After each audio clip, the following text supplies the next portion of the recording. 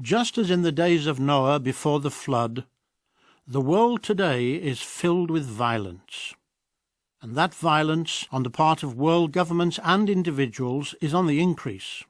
All of us are affected by it, some more directly than others.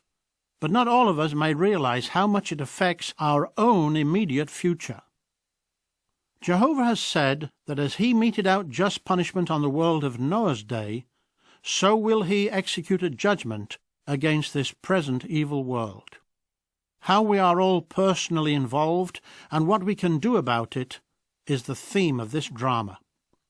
It is set in modern times, and the situations reflect what is happening and may yet happen in this violent, unloving age.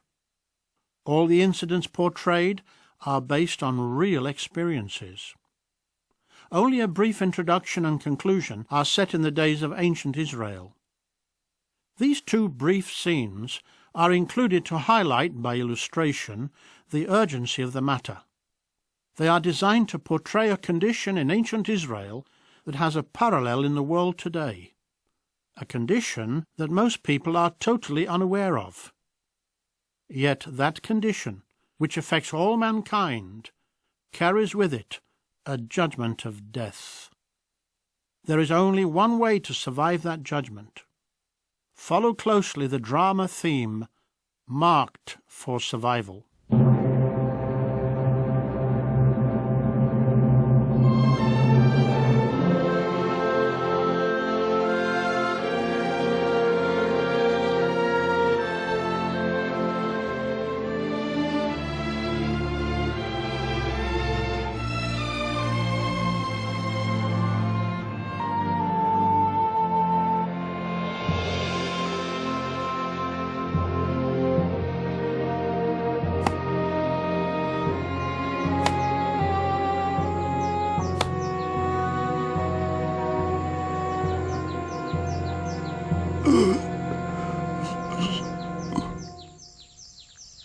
Ben-Haman, what happened? What's J-Dad doing on the ground? I don't know, Keenan. Look, his head. It's bleeding. What did you do to him? Nothing. I was splitting this log and heard a moan and turned around, and there he was, lying on the ground. Is he hurt badly, Keenan? He's dead. Oh. Did you see what happened, Mahaleth? Yes. I was working over in the next field, and I saw J-Dad walk up behind Ben-Haman. Ben-Haman was leaning over to adjust the log he was splitting, but just then he straightened up and swung the axe back to take another stroke, and the axe hit J-Dad right on the head. Ben-Haman didn't even see him till he fell down. Then it was an accident. Yes, but Gomar isn't going to think about that. When he sees what happened, he won't even wait for an explanation. Run, Ben-Haman. You've got to get to the city of refuge right away. But it was an accident. I didn't mean to kill him. Of course not, but Gomar won't stop to ask questions. Please. You know how he loves his brother. Run! Oh, but so do I. He knows that. All he'll know is you killed his brother. Here, leave the axe. Run! You don't have a minute. It's your life. But it was an accident. Don't stop! And don't look back. Run!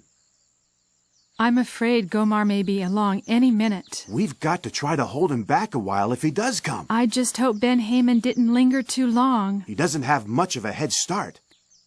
He's coming. Here comes Gomar. Does he have his sword? He always carries it. Where's J-Dad? I'd like for him... What's this? Who... It's J-Dad. He's dead. Who killed him, Keenan? Now, Gomar. Who killed him? It was an accident. No one would hurt J-Dad. We all loved him. You know that. Don't you understand? He's my brother. Somebody. Where's Ben-Haman? He was here too, wasn't he? It was Ben-Haman, wasn't it? Please, Gomar, it was an accident. He's gone to the city of refuge. Have mercy, please. It was an accident.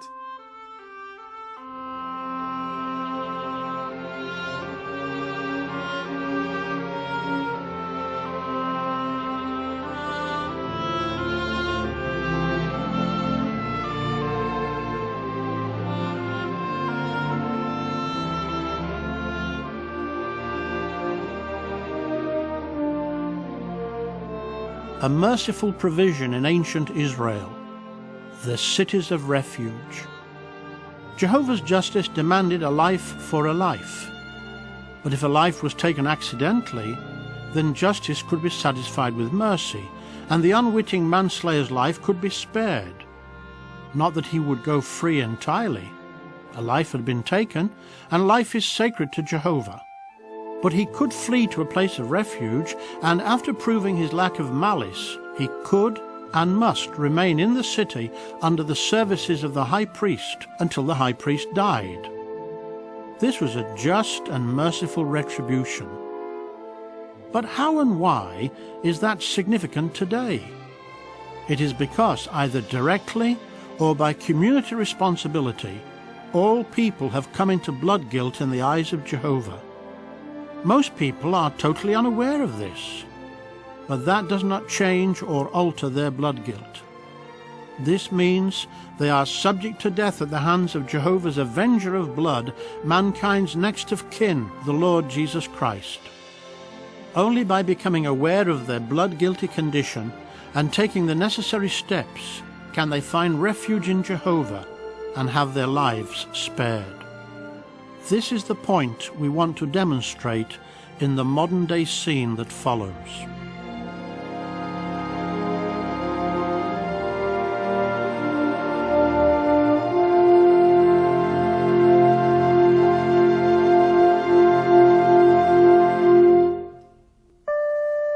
Jeff Martin is here, Mr. Horton. All right, Miss Jones. Send him in.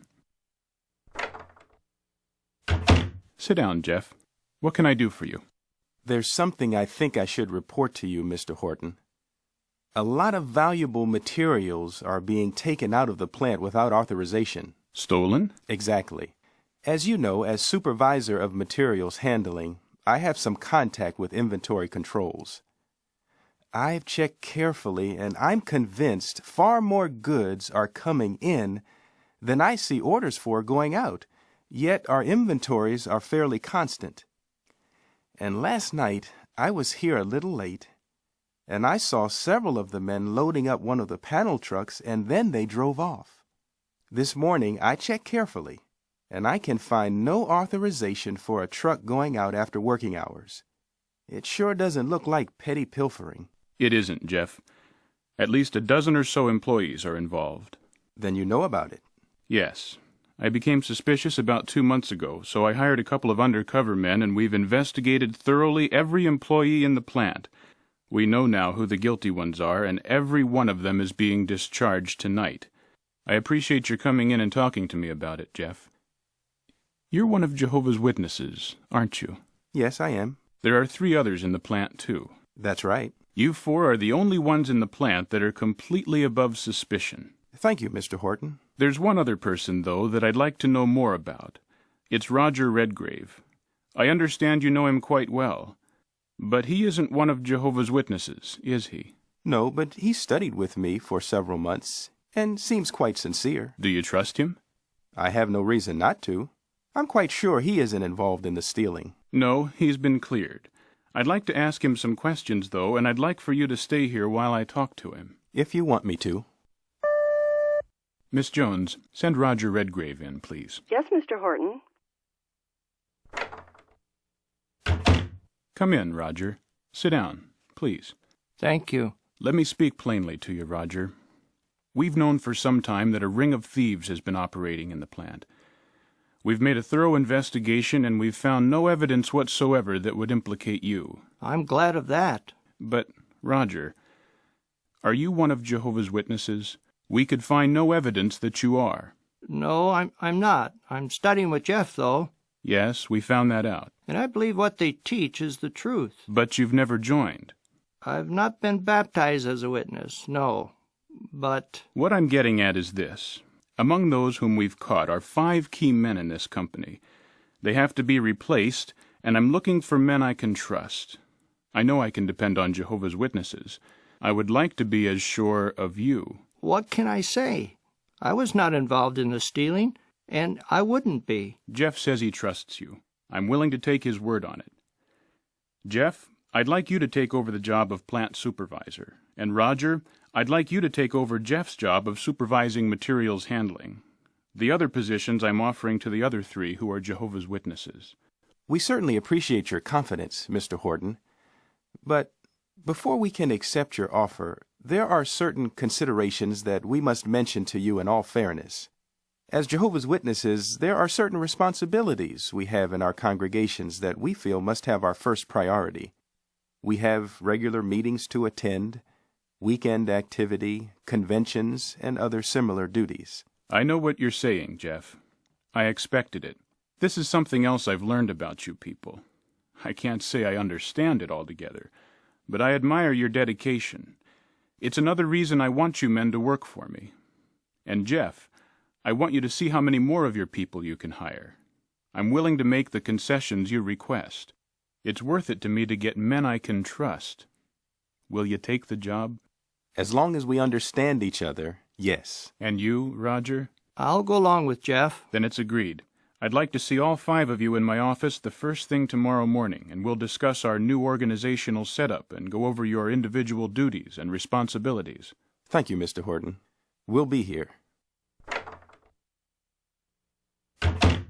Well, I didn't expect anything like that. Neither did I. One thing I don't understand, though. Why did Douglas Horton question my honesty so when he admitted they had no evidence of my involvement in the stealing? I don't think he was questioning your honesty, as much as he just wanted to be sure.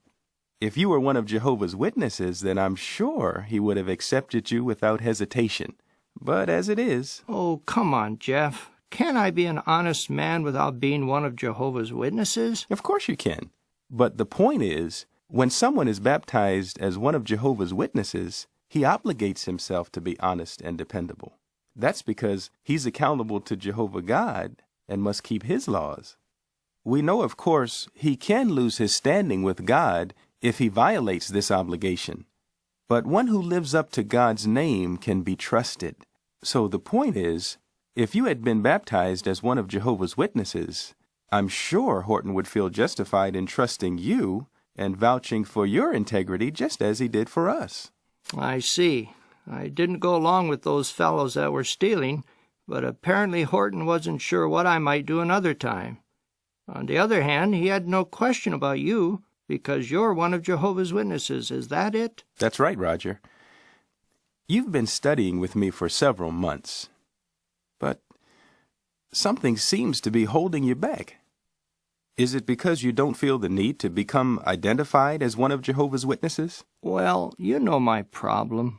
Marcia's so wrapped up in her church, she'll never take an interest in the truth. You've never really talked to her, have you? No, but it's no use. Do you think she'd ever give up her choir directing and organ playing? You know, of course, Connie's been studying with her for several months now, and she's been attending meetings, too. Even when you don't go. Sure, I know, but I still don't think she'll get very far. Marcia just doesn't want me to know something she doesn't know. That's all. You don't have to wait to see what Marcia does. We all must render an account for our own course, and not being definitely identifiable brings far more serious consequences than not being recognized by someone like Douglas Horton. What do you mean? Well, Ezekiel, the 9th chapter, tells you why. Ezekiel saw 7 men coming from the northern gate of the temple, 6 of them with weapons for execution, and the other with a secretary's writing case. Then Ezekiel heard Jehovah call out to the man with the writing equipment to go throughout Jerusalem and put a mark on the forehead of all those sighing and groaning over all the bad things that were being done in the city. Then he told the 6 men with the weapons to go through after him and strike. He said, "Let not your eye feel sorry, and do not feel any compassion." He said all should be killed, old and young, men and women, and little children. Only those who had the mark on the forehead should be passed over. What does that mean? Well, the man with the writing equipment really represents Jehovah's anointed, and the man's going throughout the city looking for those sighing and groaning represents the searching out of those who are feeling sick at heart over the hypocrisy and reproach on God's name that they see in Christendom's religions. But more is involved. These persons must separate themselves and their families completely from all false religion and identify themselves beyond all question as having taken that stand. They must be no part of Christendom's religion, which is pictured by ancient apostate Jerusalem, and no part of the world that Satan has set in opposition to God. They must get baptized and put on the true Christian personality.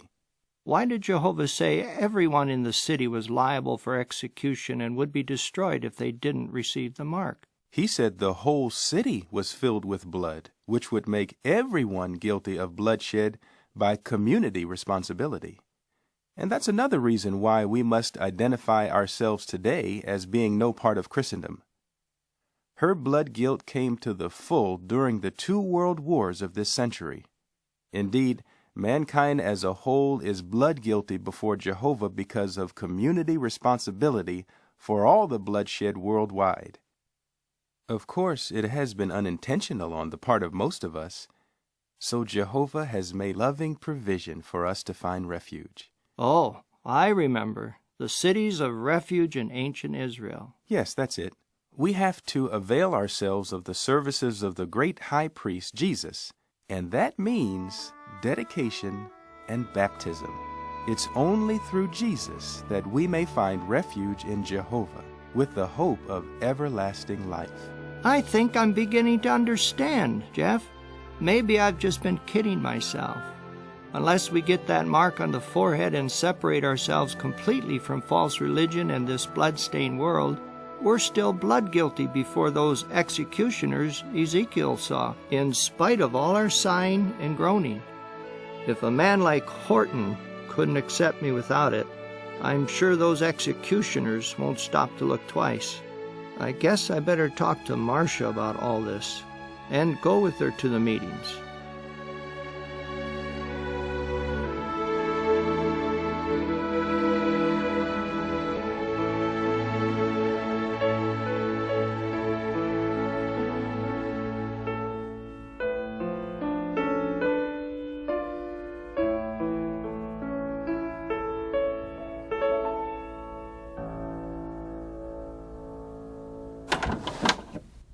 Hello, Douglas.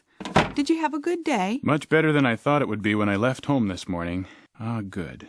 Here's my newspaper. Hello, Jimmy. Hello, Daddy. Were you a good boy today? Yes. Yes, Veronica. I had a very good day. That's good, because I have something I'd like to show you. What did you buy this time? Oh, it's nothing like that. This is something for Jimmy. What is it? Here, let me show you. Let's show the book to Daddy, Jimmy. But I'm looking at it. It's all right, dear. You'll get it back. We want Daddy to see it. All right, but I want it back. I'd like you to see this book of Bible stories I got for Jimmy. Did you get it from your church? No, they don't have anything like this there. I got it from an old girlfriend of mine, Marcia. You know, she's the one that plays the organ in her church and directs the choir. Let me see it. Oh, the Watchtower. They're Jehovah's Witnesses. Do you know them? Only that they're good people. I have some working in my plant. If this is their book, I'd say sure, let the boy have it. Here's your book, Jimmy. Thanks, Mom. I'm glad, Douglas. He hasn't let go of it since I brought it home and showed it to him. Another thing, Marcia talked to me about some of the things in the book, and I found them very interesting, too. That's nice. Marcia's husband works with a man who takes him to the meetings once in a while, and Marcia said she knows this man's wife, and she's very nice. She said they've had a number of discussions about the Bible, and she's learned a lot. So I asked her if they could both come over here sometime and let me get in on it. Oh, you're not going to meetings with them, are you? No. I said Marcia and this woman are going to drop by here sometime for a little chat, that's all. Well, they're very good people, but they're a very dedicated people, too. Be careful you don't get too involved. Personally, I admire them in some ways, but I can't understand them. They're so completely wrapped up in their religion.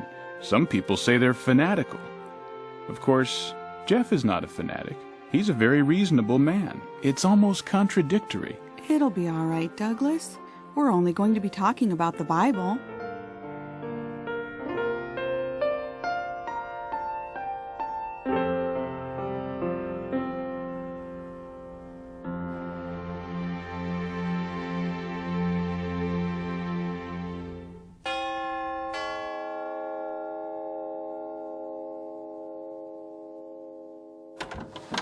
Hello, come on in. It's good to see you, Marcia. We're glad we could come over, Veronica. This is my friend Connie Martin. Connie, this is Veronica Horton. Hello, Veronica. Hello, Connie. Your husband Jeff works with Douglas at the plant. Douglas speaks very highly of him. But Douglas isn't at all inclined toward religion. Oh, please, come in and sit down. Connie's been studying the Bible with me for several months now. She can answer all your questions. Marcia's told me a little, and one thing I've learned is that Jehovah is God's name. That meant a lot to me. Could you explain this to me, Connie? How do you view your religion that's different from the way others view theirs? That's a good question, Veronica, and I think it gets very close to the root of the matter. To most people, religion is a practice or belief that just fits into the routine of their life to a greater or lesser degree. That's what I've noticed. Those I know, their religion has little, if any, bearing on the course of their life. Exactly. If it fits in conveniently, good. If not, they can readily adjust their beliefs to make them conform. But what about the so-called fundamentalist groups? It's true, there are many people who are strongly affected by their religion, especially the charismatic movements. But in almost every instance, their religion is designed to make their life more comfortable, to help them fit into the world, and help them make their own little contribution to a better world. In every instance, they're definitely a part of the world. Yet note what Jesus said of his true disciples at John 17, verse 16. They are no part of the world, just as I am no part of the world. Besides, none of them satisfactorily answer, and most don't even attempt to answer, questions like, what is the purpose of life? How did we get here? Why has God permitted wickedness? Does he ever intend to do anything about it? Can you answer those questions? The Bible can, and that's another point of difference. Do you know many people who use or even read the Bible? Not too many. What of their religious teachers? For most, it's become a social gospel. If someone asks them a question, they get no scriptural reply. They rely on their own ideas. Jehovah's Witnesses view the Bible altogether differently. To us, the Bible is the expression of Jehovah God's purpose towards this earth and all mankind. It was inspired by him to reveal to us what he's done in the past and what he intends to do in the future, and how we can have a part in it, a part that means life and salvation. Can you tell Veronica briefly what Jehovah intends to do? Why don't you do that, Marcia? I really believe you can. All right, I'll try.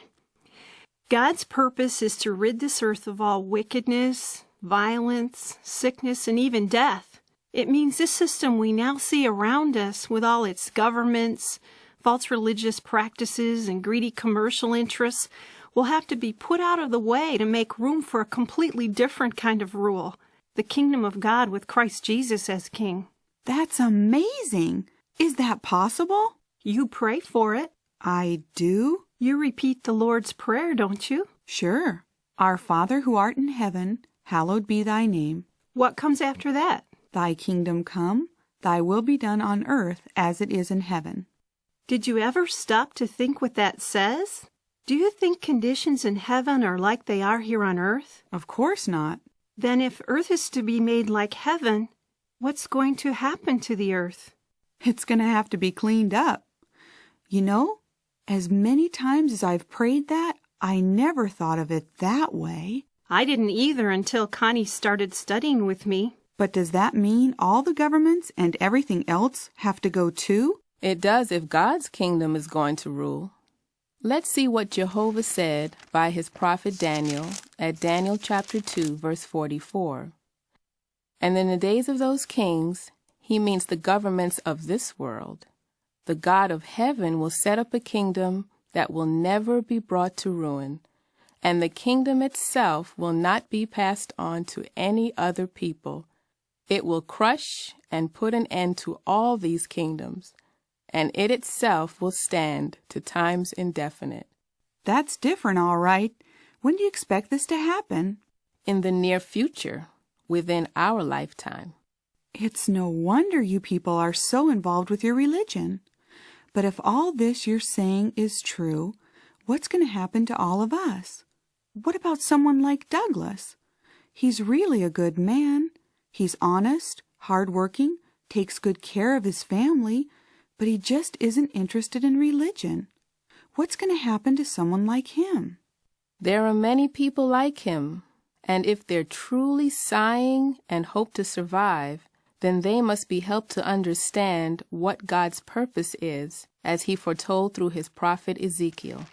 It's in Ezekiel chapter 9, verse 4.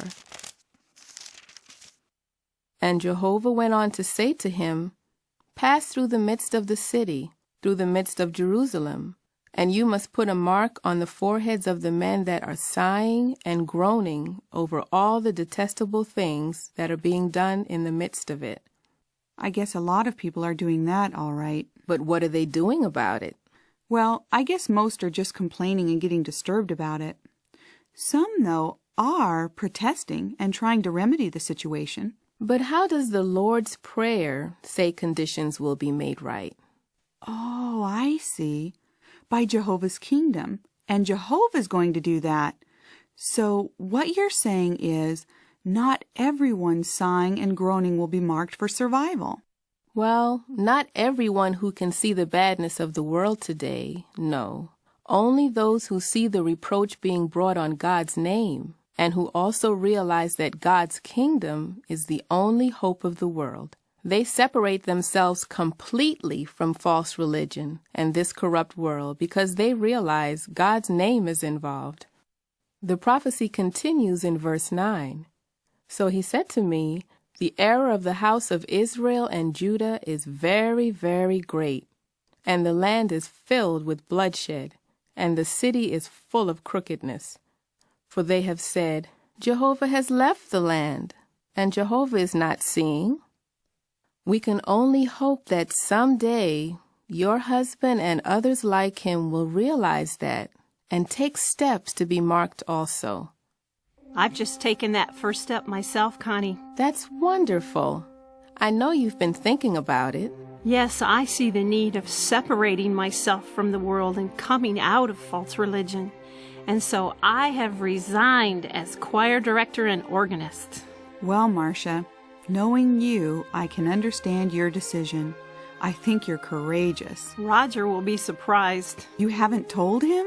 No, I wanted to choose the right moment to tell him. And you're going to be one of Jehovah's Witnesses. Yes, that's what I hope to do. I only hope Roger will also.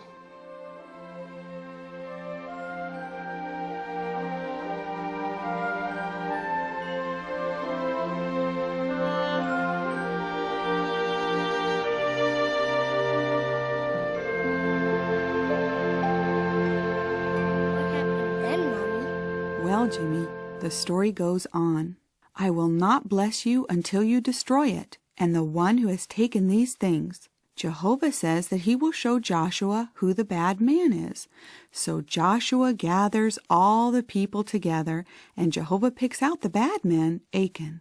Achan says, I have sinned. I saw a beautiful robe and the bar of gold and the silver pieces. I wanted them so much that I took them. You will find them buried inside my tent. When these things are found and brought to Joshua, he says to Achan, Why have you brought trouble on us? Now Jehovah will bring trouble on you. At that, all the people stone Achan and his family to death. Doesn't that show that we should never take things that do not belong to us? Don't cry, Jimmy. Achan was a bad man. He deserved to die. I know he was, but I'm a bad boy. Jehovah will punish me, too. No, he won't, Jimmy. God doesn't punish good little boys. But I'm not a good little boy. Why do you keep saying that, Jimmy? What happened? I stole a banana. Oh, well. Excuse me a minute, Douglas. Maybe we ought to find out what's upsetting Jimmy so much about it. Sure. Good idea. Tell us about it, Jimmy. Just what happened? The lady at the fruit stand. She wasn't looking, so I took a banana and ran off with it. But Jehovah saw me, and he'll punish me. Will you help me pray to Jehovah so he'll forgive me? Of course I will. And you'll pray too. When you say your prayers tonight, we'll remember that. When did you take the banana, Jimmy? Last week. But why is it that you just thought about it now? Because Jehovah punished Achan for being a thief. You mean just hearing that story made you realize you'd done something wrong? I guess I knew it was wrong, even if the woman didn't see me. But Jehovah saw it, and he didn't let Achan get away with it. So I have to ask him if he'll forgive me. I guess that's a pretty good book, isn't it? It sure is. Mommy reads it to me every night. He won't go to bed without at least one story. I suppose, as your father, I ought to take a little more interest in your upbringing. Would you like me to read a story to you sometime? Sure, that would be great. I think so too, Douglas. Now, Jimmy, why don't you run upstairs and get ready for bed? And I'll be up in a minute to listen to your prayer. And we'll ask Jehovah to forgive you. Okay, Mom. Remember now. Good night, Daddy. Good night, son. I didn't realize Jimmy was so serious about his relationship with God? Yes. Jimmy's growing up. He's going to have even more serious problems to deal with someday. And I just realized, I wonder if I'm able to give him the kind of direction that he's entitled to, and that I feel responsible for. I'm going to have a talk with Jeff at the plant tomorrow and see what he suggests. That's a good idea. I'm sure he'll have some good advice. Well, you better run on up now and listen to Jimmy's prayer.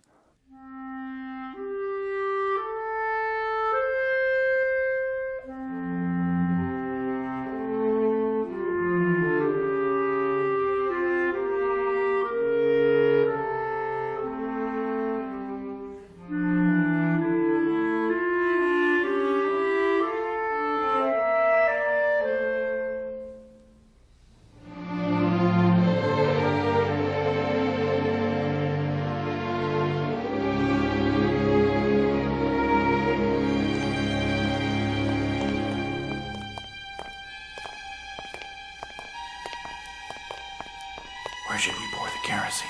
Over there, on that pile of rags and boxes. Shh. The watchman. What's going on here?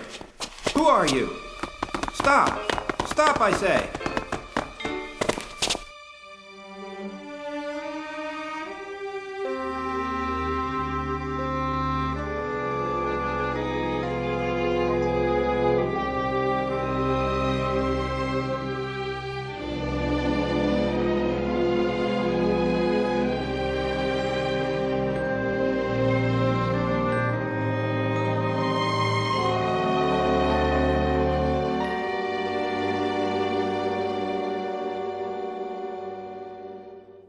That's about all we have to report this morning, Mr. Horton. The intruders got away clean last night. They must have known the inside of the plant like the back of their hands. They knew how to get in, too, even though you had all the locks changed. It's good you rerouted your watchman. That's what caught them off guard, and I'm sure saved your plant. But we have all the names of those you discharged, and we're continuing our investigation. If anything develops, I'll be in touch with you. Thanks very much, Captain. I appreciate all you're doing. Jeff, we could have lost the entire plant if those men hadn't been interrupted. That would have been a catastrophe. Of course, we're fully covered by insurance. But do you know how long it would take to rebuild this place and restock it with equipment and supplies? I know. In the meantime, what about all the employees? What would happen to them? They have families, too. We hear in the news about disgruntled employees and terrorism and bombings and arsonists, but you never think of it happening in your own plant. It makes you feel a little helpless, like we don't control our own future as much as we thought we did. I took precautions, everything I could think of. I even doubled our security force, although I didn't really expect anything would happen. But I didn't want to take any chances. If the watchman had been just a couple of minutes late on his rounds, it could have been disastrous. That close. You know, Jeff, I spent my whole life building up this business. I started with nothing, and everything worked in my favor. It's been very successful. Yes, it has. But I'm not kidding myself. If I had to rebuild and start over, in the time it would take with the competitive market we face today, I might never have caught up. That's what makes me uneasy. How do we protect ourselves? What more can I do to ensure security for my family? You've done some very serious thinking, Mr. Horton. Forget the mister. Call me Douglas. All right, Douglas. There are a surprising number of people who are beginning to feel the same way you do. Many of them have actually lost their life's work or their life savings. Others have come to realize it just by observing the trends. What do you suggest? What can I do in addition to what I've done? Frankly, I don't have, and I'm sure no one else has, the answer to those questions. There are too many factors involved over which we have absolutely no control for anyone to ensure the kind of security you're looking for. There may have been a time some years ago when a man could reasonably make a secure future for himself, barring unforeseen circumstances, but not anymore. The times we live in today are beyond human control. That sounds very pessimistic, Jeff, but I'm afraid I have nothing more to offer. Now, don't get me wrong. I'm not ready to quit, and I'm not afraid of the future. We would have survived somehow. It just opens up a new dimension to me, that's all. Something I never expected. It's a dimension we're all going to have to face sometime. And how we face it and what we do about it could very well change our way of life. I think I know what you mean, Jeff. And Yes, Miss Jones? There's a call on line 1 for you, Mr. Horton. It's very strange. A man's voice. He says it's a matter of life and death. I tried to cut him off, but he became quite insistent. All right. Put him on the intercom. Is that you, Horton? Speaking? You think you're going to see your kid again? You're never going to see him again. Get it? Never. I can't believe it. What do you make of it, Jeff? I'd say call the police immediately. Remember the arsonists. You're right. Yes? Get me Captain Jenkins at the police precinct, and put him on through the intercom.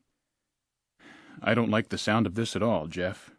I never saw such a vindictive spirit. No, but it's a spirit that's being manifest more and more all the time. Captain Jenkins. Hello, Captain Jenkins. This is Horton. Hello, Mr. Horton. I just had a threatening phone call about my son. What was the message? A man's voice. Said I'd never see my son again.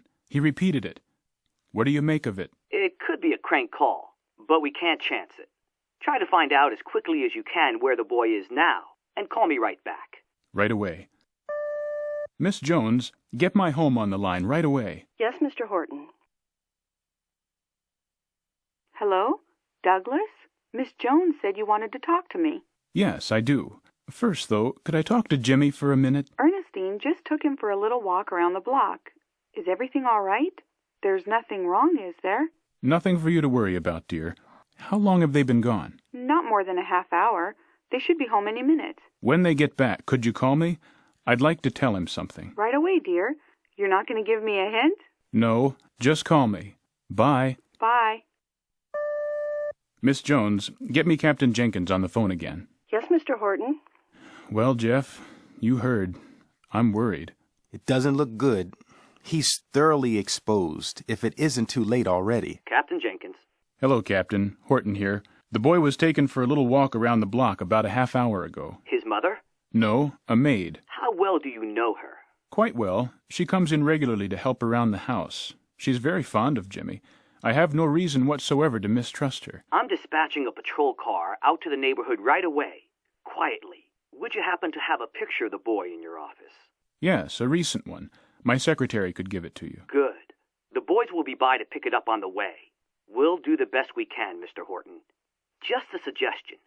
Maybe you and your wife both better lay low for a while and keep your eyes open. Where do you park your car at the plant? It's locked up inside. Could you call someone there and inquire if a stranger may have come in for some reason? I'll hold the phone. Sure. Better still, I'll get him on the phone and tie him in on a conference line.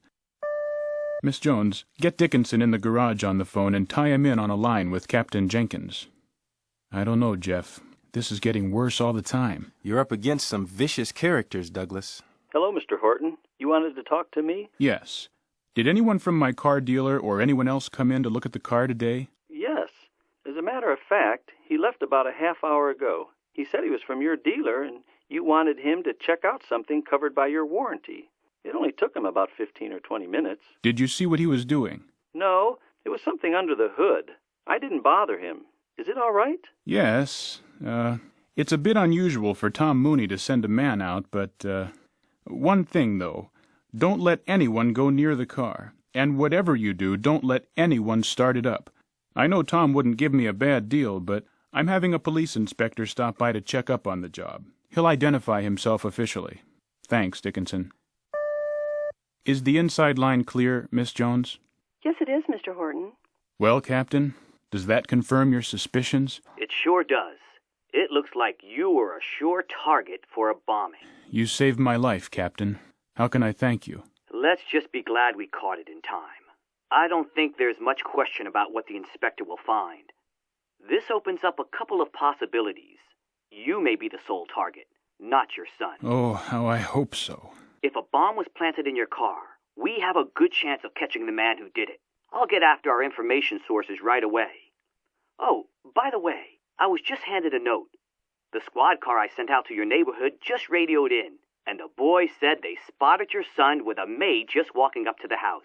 Oh, thank God. I thought you'd like to know. Goodbye, Mr. Horton. Goodbye, Captain, and thanks.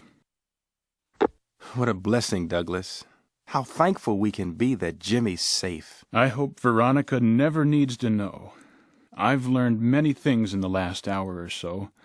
I've heard on the news and read in the papers about children being kidnapped, disappearing, by the thousands, and never being heard of again.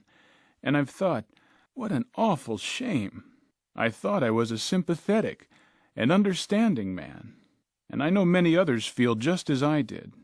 I wonder how many of them will have to go through my experience before they can realize the bitter heartache and despair of those children and their loving parents.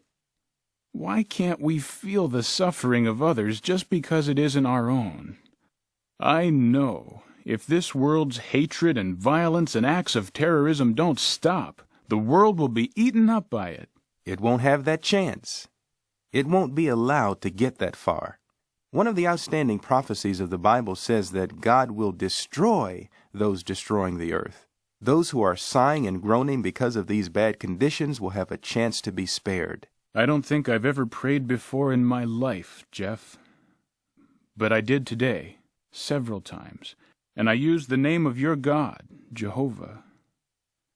Do you think he heard me? Well, your prayer was an unselfish one.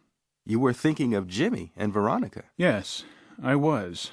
Now it makes me think of the position of the thousands of others, hundreds of thousands, who have become victims of these violent times. So many, in so many ways.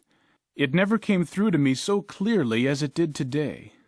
I know you've thought about it, Jeff, and I'm sure you have some answers. The Bible does. Jehovah God has put them there for us, and he expects us to look for them and to turn to him for proper direction. He won't disappoint us. I would like very much to believe that, but I've always had to learn the hard way. I'm willing to try, but there are a lot of questions still in my mind. The solution you've talked about seems so unreal, and yet, for the life of me, at the moment I can't think of another that would do the job so completely and fairly. Would you be willing to take some time to go into some of the details for me? Maybe that way it'll make a little more sense to me. I'd be very glad to, Douglas. In fact, Connie and I would be happy to stop by and talk to both you and Veronica. You can ask all the questions you like, and we'll try to find the answers one at a time. Your son Jimmy is on line 1, Mr. Horton. That boy. He called me. Hi, Jimmy. How are you? I'm fine, Daddy. You wanted to tell me something? Why, yes. How would it be if I came home a little early tonight? That would be great. Are you going to bring me something? Okay. What would you think if I brought something for your mother, too? Sure, she'd like that. All right, son. I'll see you in a little while. Bye. Bye, Daddy. I hope I never forget how I felt when I thought I would never hear that voice again. Well, Douglas, you should have many happy days ahead of you, for all of you, as a family. I'll talk to Veronica, and we'll try to set up a date. The sooner the better. Time is running out.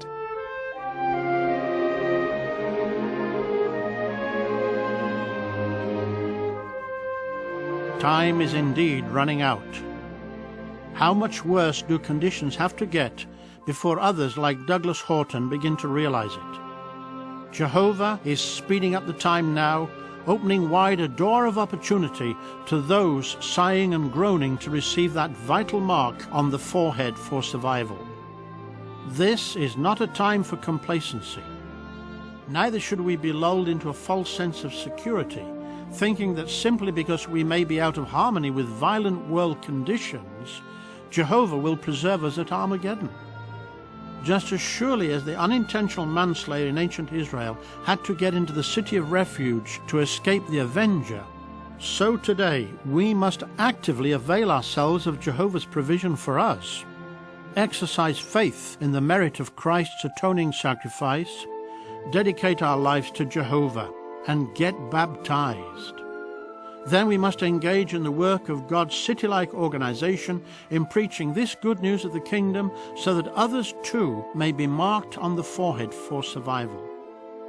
Now what happened to Ben-Haman fleeing for his life to escape the avenger of blood?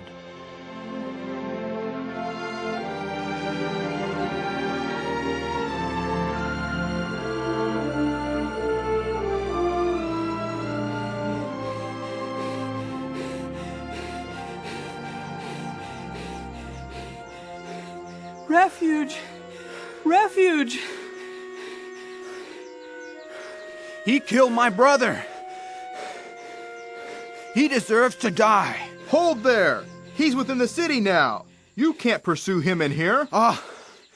Guard! Let go of me. Let me in. Gomar, listen. It was an accident. I had no animosity for him. My brother is dead. You killed him, Ben-Haman. Peace, my son. Peace? For a manslayer? Oh, priest, he deserves to die. I am the avenger. This is a city of refuge, my son. If this man is a willful murderer, then, as you say, he must die. Ha! But first he must stand trial. If he is innocent of willful manslaying, then he must be given sanctuary here. You must respect the law of the city of refuge. It is the law of Jehovah. Go now in peace. Ben-Haman, you will be safe here. If you are able to prove your lack of malice, you may remain in the city until the death of the high priest. But if you venture out of the city and are overtaken by the avenger, your blood will be upon your own head. It is a just and merciful arrangement of Jehovah, and I can thank Jehovah that I was urged not to waste time, but to run for refuge.